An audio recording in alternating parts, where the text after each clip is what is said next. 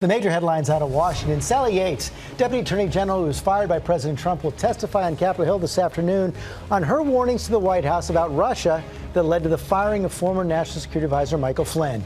And President Trump's travel ban heading back to court. 15 federal judges are due to hear arguments that the executive order, which would suspend entry into the U.S. for travelers from several Muslim-majority countries, is unconstitutional.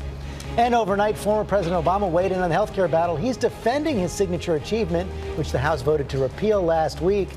And now angry voters are pouring to town halls to question members of Congress about the bill. Our senior White House correspondent, Cecilia Vega, starts us off with all the latest from Washington. Good morning, Cecilia. George, good morning to you. President Obama is now joining in that growing chorus of opposition. This is the first time he has spoken out publicly since the House voted to overturn his health care plan. No mention of President Trump's name.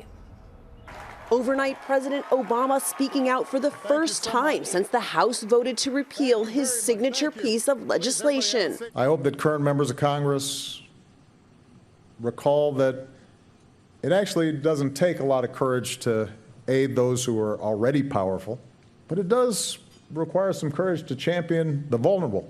The former president receiving the 2017 John F. Kennedy Profile Encourage Award in Boston, suggesting the fight is not over yet. This great debate is not settled, but continues. And it is my fervent hope, and the hope of millions, that regardless of party, such courage is still possible. But from Kansas and Idaho, health care is a human right. New Jersey and New York.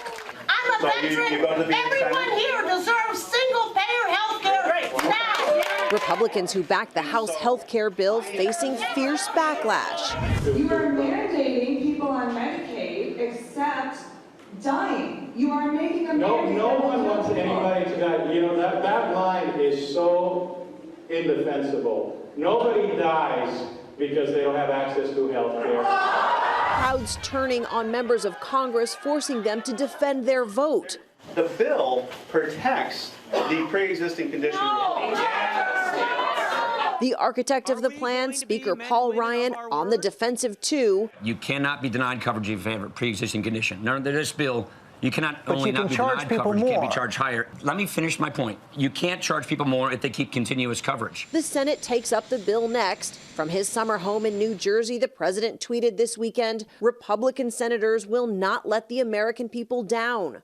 But some of those Republican senators already say they do not support the bill as is. The Senate is starting from scratch. We're going to draft our own bill. And Democrats are threatening to wage political war come the midterms. But White House Chief of Staff Reince Priebus is brushing off those threats, Robbins. He says he thinks that the Republican Party will be rewarded. All right, we'll see. Cecilia, thank you.